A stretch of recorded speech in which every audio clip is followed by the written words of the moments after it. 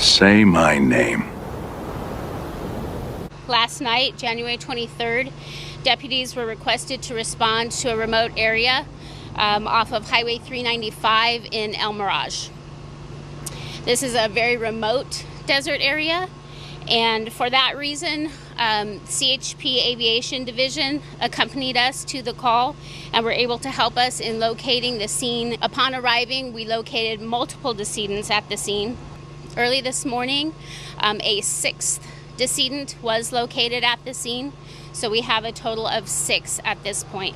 We have not confirmed the sex or the age of any of the decedents at this point, so that information will come out as we continue the investigation, as well as the cause and manner of death, so I'm not able to confirm that at this time. It was surprising. I've living down here in Old Adelanto on this side, on the west side of 395, it's fairly quiet. There's nothing out there, so I'm surprised even somebody got a call about it. The thing you guys are asking about is probably the worst thing we've ever heard of in our 50 years of being out there. The news reports of the 6 bodies found in a desert northeast of Los Angeles is like a scene out of Breaking Bad.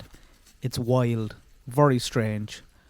I don't know why, but I feel like maybe we might be seeing a lot of this crazy stuff in 2024. Like, what's going on here?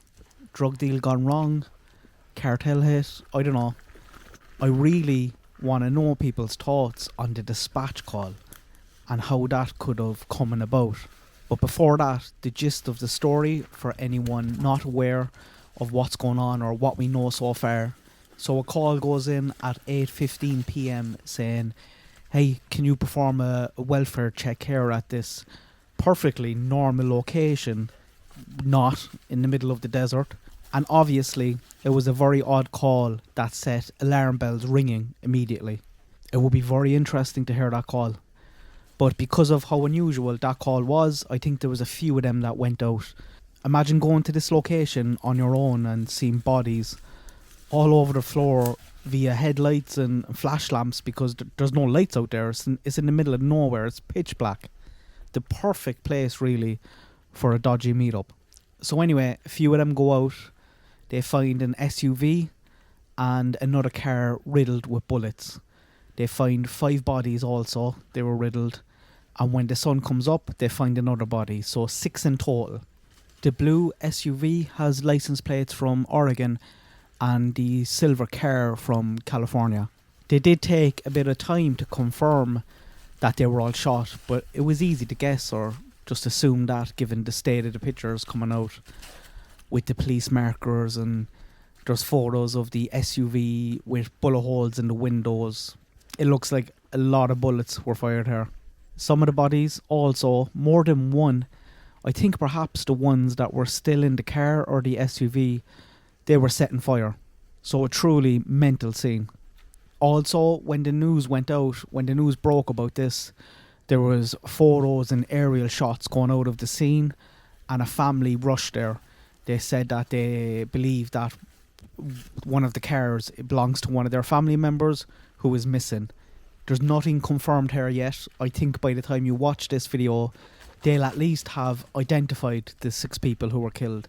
They might not publicly tell us who they are yet, but they should know by now. If it is gang or drug related, there's a good chance they'll have fingerprints of at least one of them, you would think, if there's 6 killed.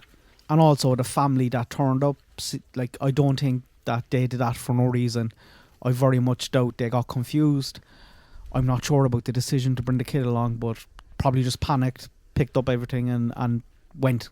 So it should be, surely, fairly easy to identify the victims. And when you do that, common denominator, they should have a fair idea who or at least what group is behind this. They are going to have to go after them hard and fast. I don't know anything about the politics of the area, but whoever is in opposition right now is probably licking their lips. It's going to be really tough for some people to get re-elected when something like this happens on your watch. So I imagine they'll have a lot of resources to try and catch these guys fast. But back to my question, why did someone call this in?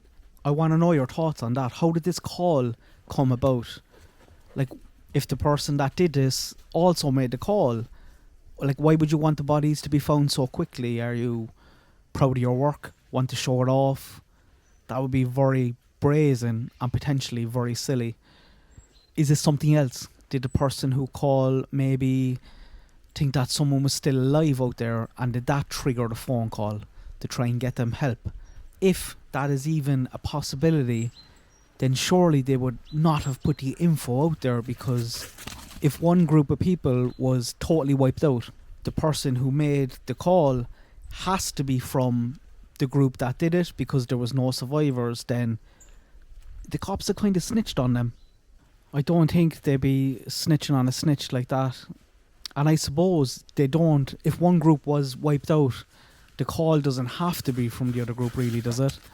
It could just be somebody who knew that this meeting was happening, was expecting some of the group to come back, all the group to come back. They didn't return, so they put in a call.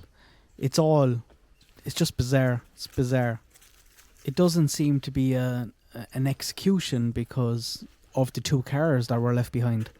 And you can't really ambush someone out there because it's so open. Like, what triggered this? If I was to have a bet on it, I'd probably say that out of the 6 bodies, they're from 2 separate groups.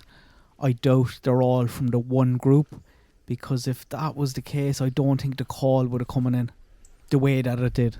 But I also keep going around in circles, talking myself, as you can see, into and out of situations. I want to know your thoughts. Is there something obvious that I'm missing?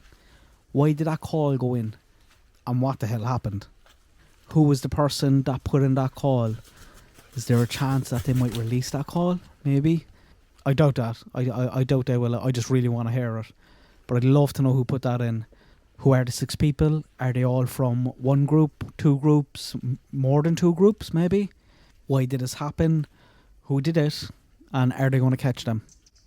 It'll be kind of interesting also to see how the media reports on this in the next couple of days. I could be wrong, but I feel like there's a slight hesitation to report on this from some corners of the media, LA Times for example, because of some of the politics that might be involved. They have reported on it, it's just not front and centre like I thought it would be, and they don't have much details. They're not giving us detailed reports, even though it's the #1 trending article on their website. So I don't know, I just feel like they're holding back a little bit. And maybe also it's a total coincidence that on their homepage for subscribers they're starting to talk about the Mexican mafia managing drug deals from prison. So yeah, a lot going on in this case. It's a really interesting one, and it's definitely worth keeping an eye on. Let me know your thoughts. Good luck, God bless. I hope everyone has a nice day.